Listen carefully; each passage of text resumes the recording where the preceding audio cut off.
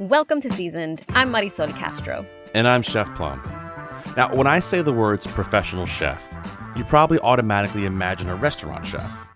But there are many different ways to cook professionally outside of the restaurant industry. I mean, I'm a prime example. I'm a private chef and I cater small events and parties. And there actually was a time early in my career when I was the chef at a rectory. Coming up on Seasoned, we talk to two chefs who cook for the clergy. What's it like cooking for the Archbishop or the Archdiocese of Hartford?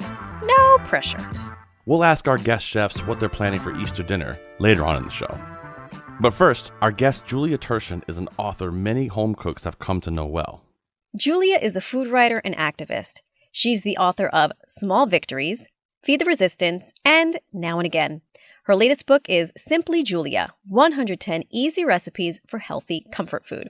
We talked to Julia about what makes her new book her most personal and about what healthy comfort food means to her right now. Well, Julia, thank you for joining us on Seasoned.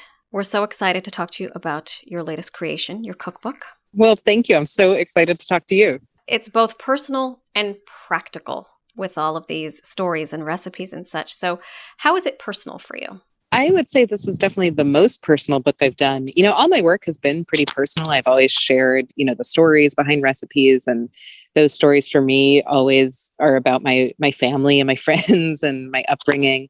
But this book goes just a bit deeper, and it does so in a few ways. I wrote some essays in this book, which is not something I've done before. So I was given the space to kind of reflect just a bit more. And then I think another thing that really makes it feel incredibly personal is that my handwriting is a big part of the book. The title of the book right on the cover, it's my handwriting. And then every recipe title in the book is also in my handwriting. So there's sort of this kind of like literal personal touch is how I think of it. A literal fingerprint. Yeah, exactly. And there's a lot of old, like family photos and photos of friends. So I tried to, wherever I could, if I was telling the story about someone in my life, I wanted you to, meet them and see them and put a face to the names. So there's a bit of like I guess in some ways like a photo album, like a scrapbooky quality to it. I think there's also a bit of like a memoir quality to it because there is just so much writing in addition to the recipes. So yeah, as you said, the most practical book I've done, but definitely also the most personal. And it's nice to put those two things together. Julia, as a chef, I look at the title and, I see comfort food, and immediately, to me, comfort food, it's a very regional, because it's different for every single person what comfort food could be. Mm-hmm. What does comfort food mean to you? I really appreciate what you just said there about it's different for everyone, everywhere. And honestly, for me, it's different on like a daily basis. Yeah. Comfort food for me is whatever makes me feel like I am eating something that makes me feel like I'm either taking care of myself if I'm making it, or I'm being taken care of, someone else is making it for me. So it could be any number of things. Like last night, it was really late and I don't think I ate quite enough for dinner earlier in the night, and I was hungry, and there was some leftover chicken soup in our fridge, and I just heated it up in the microwave. It was, chicken soup is a pretty classic comfort food, but in that moment, it was like the best thing in the world. I felt so just taken care of. And, I just put something in the microwave. Like it wasn't any big deal or anything. So yeah, I think that the caretaking is a big part of it for me. That's a great way of thinking about caretaking. My mom used to make a lasagna. My mom wasn't a cook, and I apologize for the story already because you might have heard it. My mom is not a cook, and she would try to make lasagna, and she didn't know what ricotta cheese was, so she used cream cheese. But now, as a 25-year professional chef, I put a little cream cheese in lasagna now because it's comforting to me. Yeah, I was about to say that sounds delicious. It works well. It does work well.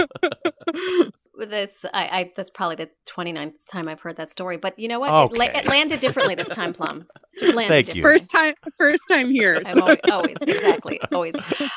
Whenever we talk a lot about comfort food on this program, and I think comfort food can sometimes have this connotation. For example, lasagna, it's not a light food. It's not necessarily associated with being the picture of health. For me, it's, arroz con gandules and lechon, pork and starch, delicious, but not necessarily the healthiest thing. I wonder if you wouldn't mind talking to us about your relationship with food Sure. and sort of how you came to where you are. And I'm being a little bit ambiguous because I want you to tell your story. So, I really appreciate just now having the opportunity to reflect on like how I define comfort food. But this book it's a book of healthy comfort food recipes. And I was very intentional about putting those two words together. And I think for me, at least, they have a lot to do with each other. When I am feeling taken care of, when I feel that sort of power of comfort food that we were just talking about, that's when I feel my healthiest. It's when I feel least stressed, least worried, just just totally taken care of. So for me, it's really important to, I guess, clarify that, I wrote a book of healthy food that is not about weight loss. It's not about deprivation. It's not about restriction. It's not about any type of limitation or judgment. It's about joy and pleasure. And yes, there's like tons of wonderful recipes for vegetables and stuff like that because I love them. They're wonderful to eat and fun to cook. There's recipes that are informed by the fact that my wife, Grace, lives with type 1 diabetes. So we are not, opposed to things like carbohydrates or sugar in our house, but we're just very mindful of them. We pay attention to them. So many of the recipes are informed by the community work I do, cooking in my community. I do a lot of cooking for an organization that we serve homebound clients who have all types of serious illnesses. So we're trying to make food that's really appetizing. Many of them are, on pretty intense medication and don't really have an appetite, but it's important that they eat and they get that nutrition. So we're trying to make food that's not challenging, that is really familiar and is really just, comforting and cozy and full of care. And also, is packed with as many nutrients and vegetables and all that kind of stuff as possible. So to me, healthy is not so much about what I'm eating. It's how I feel when I'm eating. It's my entire relationship to food, not just cooking, but also eating. And it comes from a very personal place because I've always had this really positive relationship with cooking. I've loved to cook since I was a little kid. My childhood nickname was Julia the Child. It was just sort of a happy coincidence. But I have not always had such a positive relationship with eating. I've often felt very fraught about eating and I've had body image issues like so many people have had. Especially women, I think. And I just wanted to be really honest about that in this book and talk about how I've come to define healthy as being a really positive thing and not something that's tapping into any restriction of any kind. Cooking for people who have dietary restrictions can be very, very difficult sometimes. Yes. Just to kind of, you still want to maintain flavor. I've had clients where I've had to not use salt and not use any kind of fat or, things like that. It can be very, very difficult. And it's funny, Julie, you just got my brain turned. I was dying to tell you, I had a client once who I was working with who would call me every day and tell me, he was a former Broadway actor. He would tell me what he was allergic to that day. He would say, "Chef, I can't have anything green. I can't have anything red today." And it really is terrible for trying to make a menu at 6 a.m. But when you have clients and people who force you to work that way, you're forced to learn different techniques to add a lot of flavor to it. I'm guessing you do a lot of that as well. Yeah. I used to do a lot of private chefing. It's something I talk about a bit in the book. And, everything you're saying just sounds very familiar to me. And I think when it comes to restrictions, whether, they're allergies or preferences or whatever it might be, I actually find that they give me as a cook a lot of potential for creativity. Yeah. I think sometimes, when you're given certain restrictions, then you get to kind of like explode all the options within them. And sometimes when you just have every option available, at least for me, it feels a little overwhelming. Almost like when I turn on my television these days, between Netflix and Hulu and whatever I've signed up for. I feel like I've signed up for so many things, but I turn on the TV and then I'm like, there's nothing to watch. I don't know what to watch. And you've spent an hour trying to figure out what to watch and then you're just going to bed having watched nothing. Right. Exactly. But if you told me here's 10 TV shows and movies to choose from, I would have no problem like selecting one.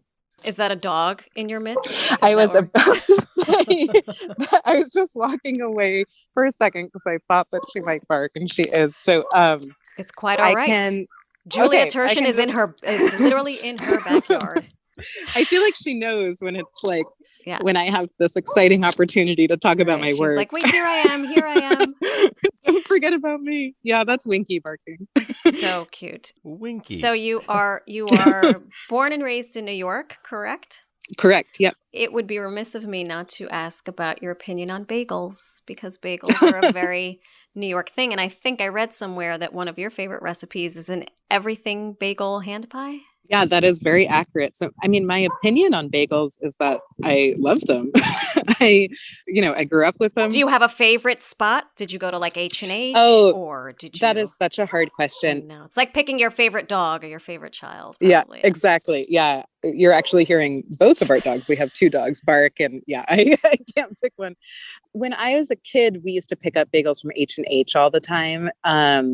And I went to college on the Upper West Side near Absolute Bagel. I think those are really good. I don't think I've met a bagel I really haven't liked. Like, I like most bagels. I love Murray's bagels. I love the ones at Russ and Daughters. I'm a pretty equal opportunist, and they just remind me so much of my childhood. And I love bagels. And I think that there's definitely room for them in any kitchen table that is, serving healthy food. Like, bagels to me can absolutely be part of that. They're, at least for me, tied to so many memories, and that sense of connection is a really wonderful thing when it comes to sort of healthy cooking and eating. But yeah, about the everything bagel hand pies, that's a recipe in the breakfast section of the book. And it's my wife's favorite recipe in the book. I mean, I really love it too. And they're really, really fun to make. It's this incredibly easy dough, just some flour, a little baking soda, and some yogurt. It's really, really easy to work with. It's a great dough to make if you're kind of new to baking or intimidated by it in any way. I used half whole wheat flour, half all-purpose flour. I like that kind of extra nutty flavor the whole wheat lends. It gives you some extra fiber and stuff too. But for me, it's really a flavor thing. And then you fill the dough, you roll it out into circles, and you fill it with some scrambled eggs with scallions in it, mostly just because I love scallion cream cheese and that flavor, with bagels. And you fold the dough over, you make like a little half moon, you brush it with some egg, and you put everything bagel seasoning on top, and you bake them. And basically they're essentially like Hot Pockets. Yeah. They're like breakfast Hot Pockets, like a little hand pie. They're so wonderful. They're so fun to make. And, they're wonderfully portable. They freeze really well. And they have all the flavor of a great sort of bagel egg sandwich breakfast. I can see making this, and like my boys play sports and we're out the door at an ungodly hour, and I'm always stopping somewhere and then kicking myself that I have to pay $7 for bacon, egg, and cheese when I could have made it at home. Mm-hmm. It sounds like something if I make the night before. Totally. Wrap in aluminum foil. Exactly. Hopefully not eat them all before the game. You have the total right instinct. You can also make like a double or triple batch and just stick them in your freezer and, pop them in the oven, as you're getting ready, and take them with you. And you can fill them with anything. I did the scrambled egg and scallions because I really love that. But yeah, you could put a little bacon and cheese for your boys with the egg. You could do non-breakfast ones. You could fill them with, vegetables, maybe a little goat cheese, whatever you want. It's super flexible. And I just think it's a nice sense of accomplishment to make something like that from scratch and find out that it's really not that complicated. I love the yogurt in there too. Using the yogurt in there it almost makes it, I don't say foolproof, but it's kind of hard to mess it up. Exactly. Pretty easy, Yeah, that is always my goal with my recipes is I want to figure out the quickest, easiest way for, my fellow home cooks to make something that's really satisfying. So I'm going to go through every option possible so I can land on something like this simple combination of just, flour and yogurt, which, I'm not the first person to come up with that. Like, that's been around for a while, but I just find it exactly what you said, really foolproof. And I want everyone who opens, my book to know that I've gone through that process so you don't have to. Yeah. And you can just, trust this one. It's good. It's going to turn out really well. That's fantastic. So you wrote this book in 2020, which is like probably a perfect year to write a book. Yeah. A cookbook. Plenty of time to do lots of testing in there. And it's pretty reflective and personal, which is one of the things I think we like the most about it. But there's a picture in the back of the book with you masked, which I think is just very, I don't know, it's a very representative picture of 2020. Like, we're cooking, we're wearing masks. I know from a professional standpoint, that's what we've all been doing. Of course. Yeah. I'm really grateful I got to include that photo. And to be totally honest, I actually didn't even realize when the photographer took that photo. It was on the day we were shooting the photo for the cover. And the cover of the book is a picture of me in my kitchen. We were taking all the precautions that are, responsible to take. And the only time I ever took off my mask was when we were absolutely ready to take the photo. And I was the only one who would take it off. So in between, I would put it, right back on. Right. And I was just leaning against my counter, waiting for the photographer to make sure everything was set.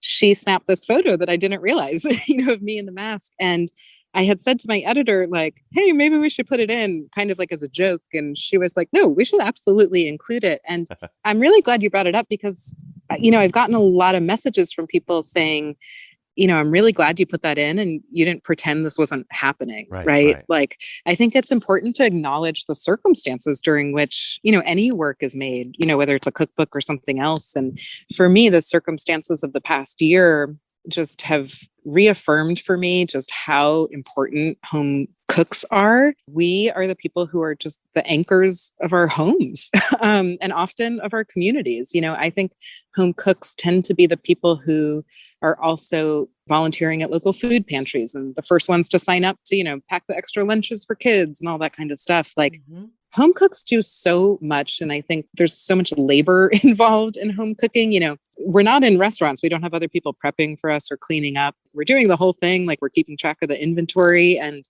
I just think it's a lot of labor that goes kind of undervalued. And I just wanted to make a book that really acknowledged that and just thanked people for what they do, because it's a lot. Yeah.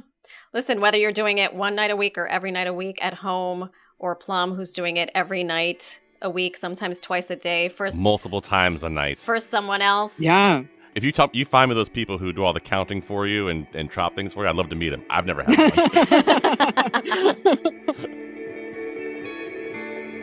It's time for a short break. We're talking with cookbook author Julia Turshen about her latest book, Simply Julia. Then later in the hour, we talk to two chefs who cook for the Clergy in Bloomfield and Hamden. I'm Marisol Castro. And I'm Chef Plum. Coming up after the break, more of our conversation with Julia Turshen and more healthy comfort food recipes from Julia's book, including her potato chip crusted salmon cakes with peas. So it tastes nice and fresh and it's colorful and it's fun. And it's also made of like pantry ingredients and it's not that expensive and you don't have to chop anything. All you have to do is cut up the lemon. You're listening to Seasoned. We'll be right back.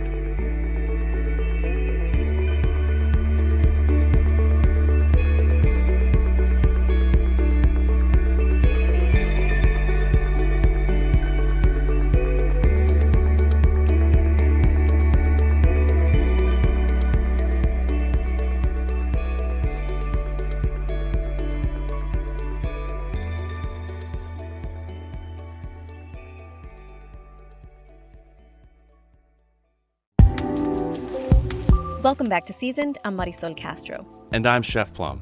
We're spending much of the hour with author and activist Julia Turshen. Her latest book is Simply Julia, 110 Easy Recipes for Healthy Comfort Food.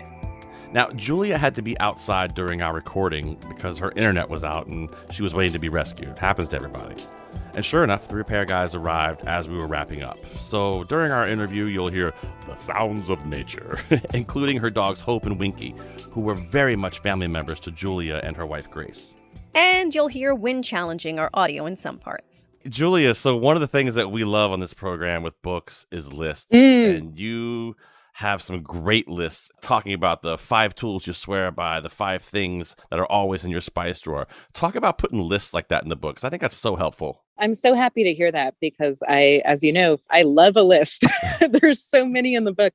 They're a way to just basically add more information to the book in a way that just keeps it pretty accessible. And so there's 5 lists at the beginning of the book. Each list has 5 items on it. Some that you just mentioned, like my favorite kitchen tools and so on, like really practical stuff. And at the back of the book, there's even more lists. There's 7, and each of those has 7 things on it. And they range from also the really practical, like things you can do with leftover buttermilk, because that's a question I get asked all the time because people will buy it to make pancakes or something. And they'll use 1 cup of it.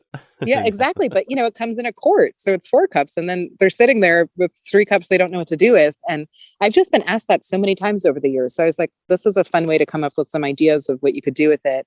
And there's also some lists in the back of the book that also address things that aren't necessarily about cooking, but about just the overall experience of eating. So there's a list of 7 really wonderful questions you can ask to sort of prompt meaningful, like mealtime conversation. They're also really great, like if you're on Zoom with your relatives and you don't know what to talk about anymore. It's kind of like a fun card game. So I guess the lists are a way for me to just put a lot of random things in the book, but have them make sense. But mostly I include them because that's how I organize my thoughts. I write lists all day. I think that's super common for anyone who's involved in the food business because we're keeping track of so many things, whether it's ingredients or just tasks that need to be done. different dietary needs and restrictions. We keep track of all this information. So I guess I just wanted to share the way I keep track of it with hopes that that might be helpful in some way. Yeah. On the buttermilk thing, I think the first thing you tell people, at least for me, I tell them, pour it over chicken and let it sit in it overnight. Yeah. First things first. It's so good. Even if you're just going to roast it in the oven, just pour it over the chicken and let it sit in it overnight with a lot of black pepper. I love that idea too, but I was also, the first time I was making an Irish soda bread, and I was like, what am I going to do with the leftover buttermilk? So instead, I just turned whole milk. I just put a little bit of apple cider vinegar in it, and I was like, oh yeah, look, I'm a scientist. I did a thing. Wow. The one thing I could accomplish. That works really well. Can you, first of all, just selfishly, actually both of you, so I needed kimchi for a recipe. I went to the grocery store. I didn't know which kimchi to get. Do either of you have a brand you're loyal to? What am I really getting myself into here? Because it was for a salmon. I'm sorry, chef. I had to deviate from the salmon you taught me over the holidays. Give it to me. Kimchi. Julia, you can go first. Go ahead. It's one of your staples. It's with your Dijon mustard and Yeah, it's something I always have in my fridge because it basically is just a jar of flavor that you didn't have to do any work for. Right. You just have to buy it. And it's so versatile. I use kimchi in so many different things. I mean, I like it just on its own, but it's great like in a grilled cheese sandwich, delicious. It's good chopped up, put on a hot dog, like instead of relish. Like it's in so a grilled good. Cheese sandwich. I didn't think about that. Oh, it's so good. Kimchi and cheddar cheese are like best friends. So, but in terms of buying it, I have to say hearing that you have this much choice at your market makes me so happy to know that it's that popular now that, you have the kind of uncertainty of which one. I think that's great news. Yeah. And it is a little confusing, I think, if it's not something you grew up with, if you're not familiar with, because kimchi is basically like a verb. Like you can kimchi so many different things, different vegetables and stuff. There's a ton of different variety, but I think the most commonly consumed type, the one that I reach for the most, and I guess I should just share that this is backed up by some knowledge on my part. I'm not Korean. I didn't grow up with it. It's not something like my mom made, but I worked on a Korean cooking show, a PBS show in the cookbook. So I got to travel a bunch there and learn a bunch about it. So that's just where my information is coming from. But I would say reaching for a cabbage kimchi, that's the one I use the most. I like really spicy kimchi. So if I see something that looks really red, I'm into it. My wife really likes spicy food, but doesn't have a very high tolerance for it. So there are things like white kimchi, which is just kimchi without chili. So if you don't like spicy, you can have that. I honestly kind of like bagels. I have not ever purchased a jar of kimchi I disliked. That you disliked, right? Yeah. So I don't know that you can make a wrong choice. And I think the best thing is just to, buy the one that looks appealing to you, see how you like it. And if you're into it, great. And if not, next time you get a new one. And the brand I love the most, it's not available everywhere, but the one I really love it. I think it's so good. This is like not sponsored. It's just what I like. It's actually called Mother-in-Law's. That's the brand name. That's exactly the one that's the one I was going to say. Oh, is it? Really? Oh, amazing. Because you can get it pretty much everywhere now. They had it. That was one of the brands they had yesterday because I thought, that's a cute name. Yeah, Mother-in-Law kimchi. You can get it. Most grocery stores carry it now. It's in the produce section a lot of times. Oh, cool. Yeah, they're great. It's a great one. And there's different heat levels on it. It's perfect. The other thing with kimchi too, it's really easy to make yourself. Mm-hmm. It's not rocket science. Are you digging holes in your backyard? And putting those clay jars in and letting it ferment for like a year, and then you're bringing it back up. 3 to 5 days will usually do the trick to you, but you can go a year if you want. That's fantastic. That's why I'm taking this call outside. I'm checking on my kimchi jars. I wish that would be awesome. Could you imagine? If I had it going. And it's a great segue back into health food because fermented foods can be very, very healthy. Mm-hmm. Oh yeah, so good for you. Yeah. I like that we started talking about kimchi from this place of like flavor and versatility before we even mentioned how good it is for you. And that's kind of how I approach healthy food. Like to me, healthy food sometimes gets a bad rap as like being really just, plain steamed vegetable with no flavor. And, it's like almost a punishment. And for me, because I define healthy as this sort of joyful relationship with food, it starts with flavor. Like I love kimchi because I love the way it tastes. Like I'm not thinking about probiotics and all these other things it offers and vitamin C. And those are all like amazing and wonderful. But I love it because I love cooking with it. I love eating it. Like I start from that place. I think you're absolutely right. The word healthy for a long time kind of had that like polarizing connotation to it, and I think that we're kind of getting out of that. I think we're kind of slowly turning out of that. Great food is great food in the end. Exactly. Let's talk some recipes. Yeah, I was just going to say, can you talk to us about the ricotta and potato chip fish cakes with peas?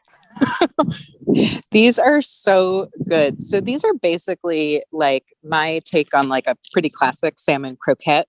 They use, some canned salmon, which I think is a wonderful ingredient, just like canned tuna. I think it's something people don't embrace enough, in my opinion. Well, wait a minute. Plum's head looks like canned salmon. Did you just say that? Mm-hmm.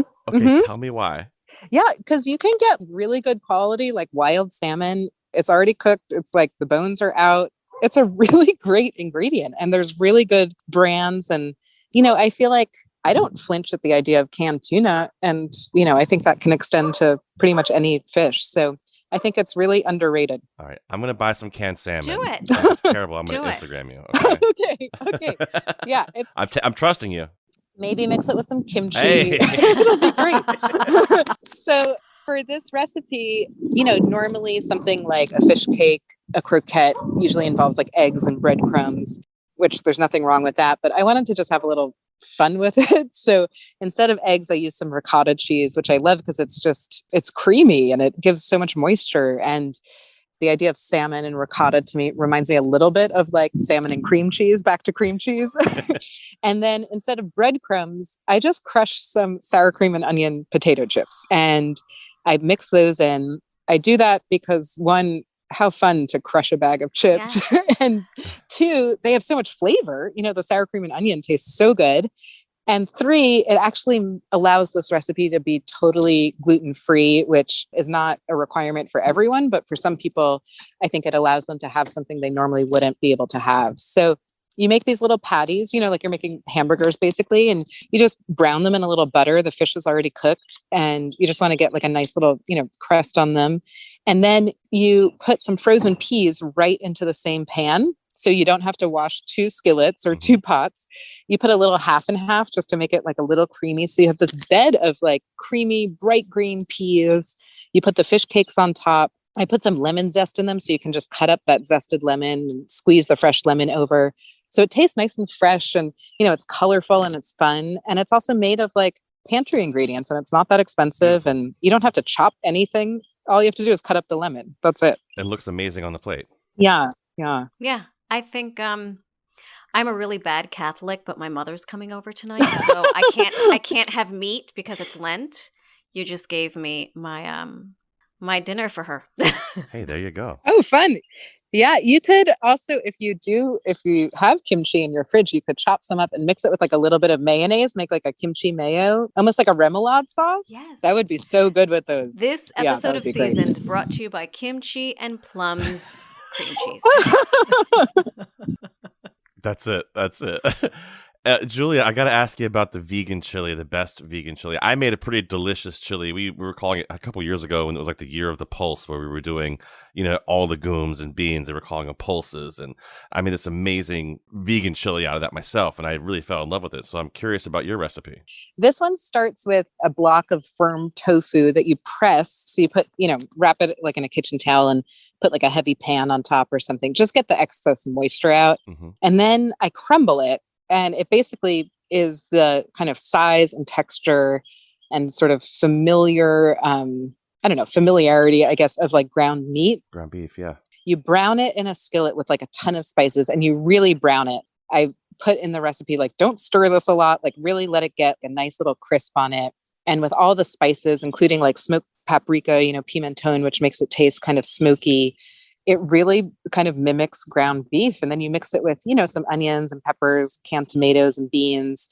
You put in that seasoned kind of crunchy tofu, which will soften as it cooks, but that texture just lets it kind of take on some more flavor. And then the other kind of little trick, I guess I do, is put in a couple tablespoons, just a little bit of cornmeal. And what that does is it just helps thicken the chili, because I find so many vegetarian and vegan chilies, It's almost a little bit like tomato, like a minestrone soup that has like a lot of beans in it. Like it's missing that kind of thickness that comes with like the fat from, beef. And that little bit of cornmeal just makes it like a little thick, just a little bit. And it just makes it super satisfying. And I love it. My best friend actually just made it for her husband, who's like a big meat eater. And she just didn't say anything. She was like, I made chili for dinner. They sat down, they had a few bowls. And then she was like, hey, guess what? That was vegan. And he had like no idea. Wow. It's funny. We're running like parallel here with brands, because the first thing I think when I got challenged to make this particular chili was, I hate these vegan chilies. They're so watery and it feels like a soup more than a chili. I actually took I had all these legumes you could think of, lentils, different types of beans. I took some red kidney beans and I pureed them, and I add the bean puree into the soup to get that texture in there, which is pretty cool. Oh, smart. Yeah, super smart. Wish I had thought of that. That's a great idea. I wish I thought of the cornmeal idea. The cornmeal idea works great too. I've made neither of these, but will happily eat both of them. So whenever you guys are ready, I've got my spoon and ladle ready. I feel like I'm getting smarter here just talking to Julia. So this is great. I think one of the other recipes we liked a lot in this book was the white pizza style kale. I mean, listen, we grow the biggest kale plants here at my house. I can't wait till the summer to give this a try. Awesome. I think you picked like my favorite recipe in the book. Or I don't know. I love so many of the recipes. I love them all, but this is the one I make most often. So it is basically just a big skillet of like super garlicky kale. I mean, you could use whatever greens. You could do this with broccoli. I have rainbow char. Oh yeah, that would be rainbow great. char in my crisper. Totally. So just, because I'm making this tomorrow. I'm still being a bad Catholic, but I'm going to stick to the. Awesome. Yeah, just a little garlic and oil. You add the greens, some salt, and then you dot the top of the greens with some ricotta cheese, which you might have left over from the salmon cake. I still have. And then some mozzarella, and you just stick the pan under the broiler. And then when you take it out, you put all the things that I love to put on a slice of New York pizza. So a little garlic powder, a little dried oregano. You can put some chili flake if you want like a little kick. And basically you get all the flavors of white pizza, which to me is like one of the most delicious things, on this big pan of greens. And I just think this recipe is like representative of all the recipes in the book. Super healthy. It's a ton of kale. It's also really fun. I think healthy food can be fun, like we've been talking about. Yeah. And it's like a little unexpected, but it's also really simple. Like, you just put a little cheese on top, stick it under the broiler. Like it's not so much extra work. It's one pan. It's easy to clean up, and it goes well with anything. Like you can serve that with roast chicken. You could bake some potatoes, regular ones or sweet potatoes, scoop that, inside. Very, very versatile. I'm glad you picked that one out. I love that recipe. I can't wait to try that one. That one sounds amazing. Looks like your Spectrum cable guy is finally there. I was just going to say, your cable guys are there. Yeah. Or cable girls. Who knows? Yeah. Yeah, no, exactly. Yeah, it's all happening. I didn't know it was going to happen right now. But... Well, we're going to get our cream cheese, our kimchi, and something else. I can't even remember because now I'm starving. You take care of your internet. Tell your pups we said hello. Yeah, you two have been really just very kind during this. We're only meeting your kindness with our own. So thank you for your time. Can you see this huge? I love it. This ladder happening. I love it. Go inside and make them some everything bagel ham pies. I know. I need to make this guy something. He's doing a lot right now, and he's definitely improving my life. So I got to take care of him. But thank you so much. It was so fun to talk to you. I'm sorry I wasn't in the quietest place I could be, but it was still so much fun. Julia, you're a legend. We appreciate it. Thank you so much. That was awesome. Thank you, Julia. Thank you. Thanks. Thank you. Have a great day. You too. Bye-bye. That was Julia Turshen. Can you tell we're fans? Julia is the co-author of many cookbooks and the author of Small Victories, Feed the Resistance, and Now and Again. Her latest book is Simply Julia, 110 Easy Recipes for Healthy Comfort Food. You'll find 3 recipes from the book, including that potato chip crusted salmon cake, yummy, and yummy looking breakfast nachos, right on our website, ctpublic.org/seasoned. I'm Marisol Castro. And I'm Chef Plum. We're going to take a short break. When we come back, we talk to 2 chefs about what it's like to cook for priests at the Pastoral Center in Bloomfield and the sisters at Sacred Heart Manor in Hamden. Every day after a meal, we get anywhere from 6 to 8 to 10 sisters stopping by and thanking us for everything we do. You're listening to Seasoned. We'll be right back.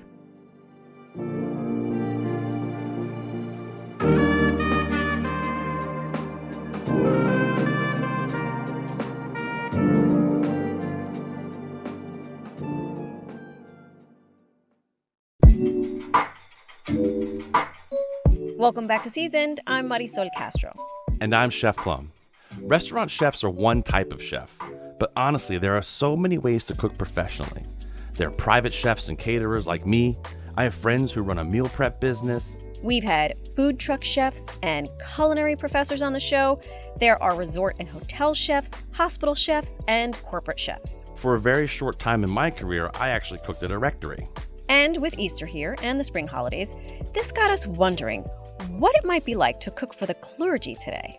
Our next guests are Chef Gordon Losey and Chef David Makar. Gordon is the executive chef and conference manager at the Pastoral Center at the offices of the Roman Catholic Archdiocese of Hartford, which is in Bloomfield. David is the food service director at the Sacred Heart Manor, serving the retired Sisters of the Apostles of the Sacred Heart of Jesus in Hamden. So before our chefs talk about their work, we asked if they'd tell us a little about their backgrounds and how they became cooks for the clergy. Gordon starts us off. Well, I was going to be a school teacher, went to college, did not like it, and decided that I should travel from Connecticut to ski land, Vail, Colorado, and that's where I was classically trained in French cuisine. After that adventure, I came back to New England, but I've been in the business for 43 years now. I worked in all different entities. I've done pastry chef, sous chef, executive chef. I've been in healthcare. I've been in the restaurant industry. And I landed here 18 years ago, not thinking I would be here past maybe 4 or 5 years. And I've been here ever since. Interesting. And David, how about you? How's your story end up taking you to where you are now? I actually went to Johnson Wales right out of high school, and I got my associates in culinary arts and my bachelor's in food service management. I have worked in restaurants. I have worked in catering, hotels, healthcare. I've been at my job for about 11 years. So, Chef, it seems like we're both pretty happy where we're at. It's pretty good. Yeah.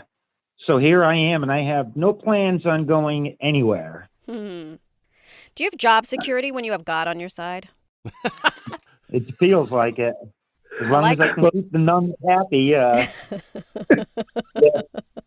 What is it like cooking for men and women who have dedicated their lives to religious service? Do you feel there's any added pressure? Is it a privilege? I don't want to put words in your mouth, but I wonder if you wouldn't mind describing what it is like to have that responsibility. Well, Chef Gordon, if you don't mind, I'll go. Yeah, go ahead. Well, you asked if there was any added pressure, and I say absolutely not, because in point of fact, our sisters are really kind of plain Jane. You know, they're quite content getting pasta and meatballs once a week and meatloaf at least once a week. Now, our sisters like their desserts, but we try to give them healthier things. Like at nighttime, we really only put out fresh fruit for them, fresh fruit and Jell-O. So it's really, we're not particularly cooking difficult items. However, I will say that one of the best benefits as a chef working here is our kitchen is right off the dining room. And, every day after a meal, we get anywhere from 6 to 8 to 10 sisters stopping by and thanking us for a good meal and thanking us for everything we do.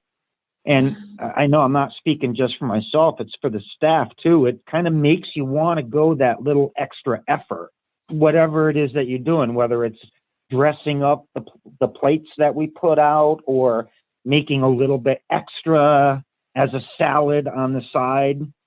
So there's certainly no more pressure and there's a lot more thanks. So I know I'm much happier cooking here than I have anywhere else because we get appreciated and we get acknowledged, and that's never a bad thing. No, it's definitely not. You always have to be told when your food's good, right? Yeah, absolutely. But what about when the food's not good? Will they tell you? I don't mean not good. Let me rephrase that. If the food is something that they didn't like as much, they still come by and say, "Hey, thanks for dinner, but let me tell you something. That veal piccata, don't do that guy again."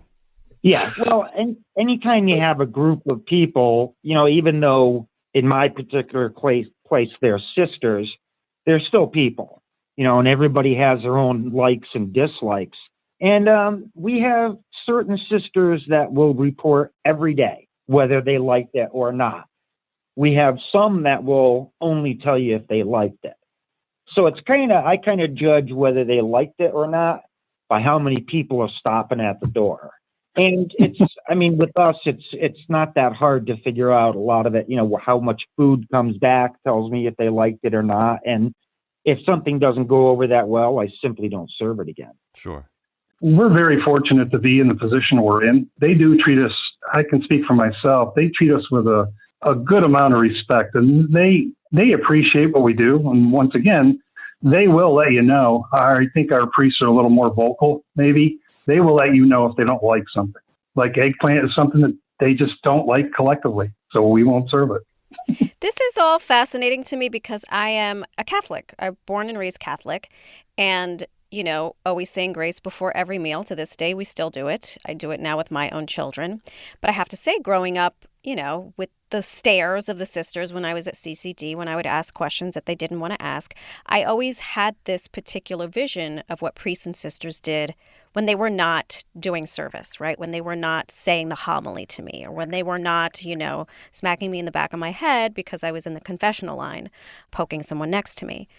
So can you dispel the myth for me? Who says grace, right? So at my house, it's the eldest. What is it like where you guys are serving meals? Is there talking? Do they drink wine? Is it the same wine that I get pre-COVID when I would go get the Eucharist? Please help a Catholic sister out. And by sister, I mean small s, not capital S. Thank you. Well, I guess I could go first and say that doesn't matter what time, what place, if it's a Friday, they are still abiding by we have to have fish or something, pasta with shrimp, primavera, something like that. Even when it's not the Lenten season? Correct. They are old school. All these guys are old school. They all sit down before dinner and they cross themselves, every single one of them, say a little prayer. I see that every day. So it's commonplace for me to see that. Yes, they partake of wine occasionally here. So, and they try to outdo each other with ordering wine from the local package store. It's kind of comical. But I treat them just like regular gentlemen, just like anybody else. And I think they appreciate that more than you'll know.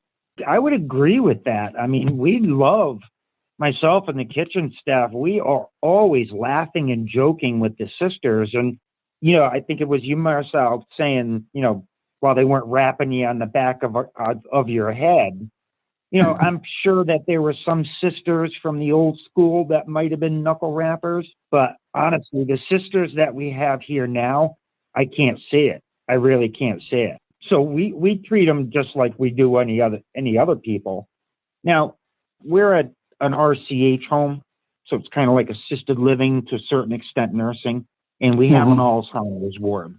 And there's 5 sisters upstairs in the Alzheimer's ward, but all the rest eat in the dining room, and it's the Mother Superior of the house that leads them in prayer every day. It's the same prayer before every meal, and I actually go out and join them quite often, although I am not Catholic myself.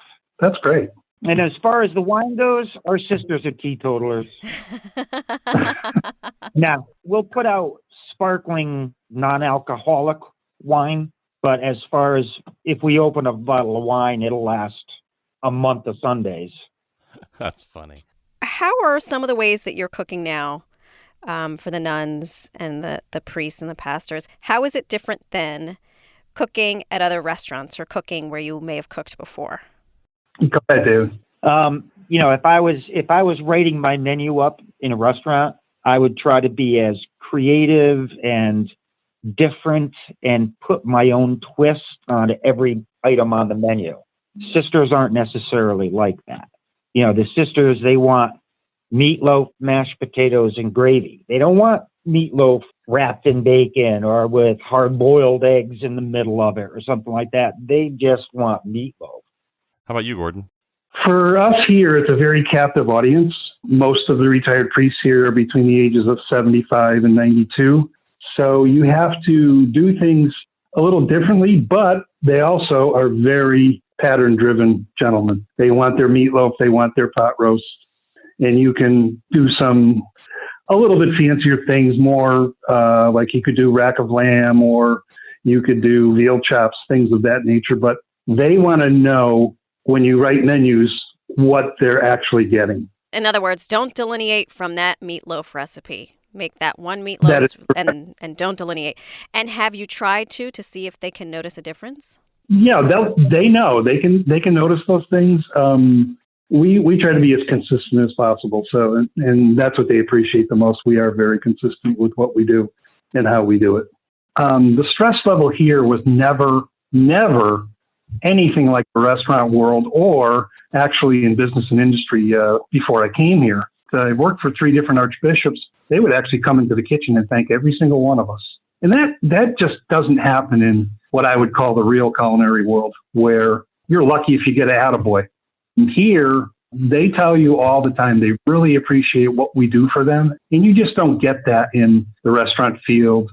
So it's a validation of what you're doing. And you feel it's more a community kind of thing here. You know, it's a really good atmosphere to be in. I agree with that 100%. It's a completely different atmosphere. It's a family atmosphere. You know, it's not nameless faces in your dining room. You're cooking for your family. So, what are Gordon and David making for their work families for Easter? The retired priests will start off with a little Sunday brunch. Scrambled eggs, bacon, sausage, English muffins, scones. And then their dinner will be roasted domestic rack of lamb with tornade red bliss potatoes and julienne mixed vegetables. Got to make sure we have our mint jelly. I asked them what they wanted for their dinner, and they were insistent on rack of lamb, not leg of lamb. So that's what we're doing for our guys here. Well, my sisters, I would love to do something different, but they're so traditional that you can guess what we're doing. We're doing a spiral ham with a honey mustard glaze on it. Yeah, ham. And, of course, they want their sweet potatoes to go with their ham. And we'll do fresh haricot verts. My sisters don't really eat that much. Like Chef Gordon said that they're going to do a nice Sunday brunch. If we tried to do a brunch, nobody would eat anything for lunch. You know, we'll just do panettone French toast or something for them for breakfast. And then their big meal of the day and that's what they requested. So it'll be a spiral ham. Hey, spiral ham is delicious. We're not hating on that. I love a good spiral ham. Don't knock the spiral ham. I know. Yeah, that's what we're having for my house for Easter dinner. Tell you the truth, I'd rather have the rack of lamb myself.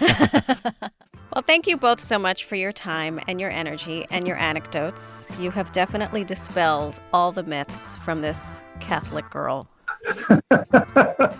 Yeah, thank you for having us. That was Chef Gordon Losey and Chef David Makar. Gordon cooks at the Pastoral Center in Bloomfield and David at Sacred Heart Manor in Hamden. Both chefs did report that the retirees they cook for do in fact have a sweet tooth. Priests can eat their weight in vanilla lactate ice cream apparently, and the sisters at the manor have a not-so-secret snack stash in their kitchenettes. And you'll go down into the kitchenette and you'll open up the cabinets and there's cookies and candies and chips and all kinds of snacks over there. God bless you, sisters. I'm Marisol Castro. And I'm Chef Plum. Season is produced by Robyn Doyon-Aitken and Catie Talarski. Our interns are Zakina Collier and Joseph Vasquez. Thanks for listening, everyone. Happy holidays to those who celebrate. See you next week.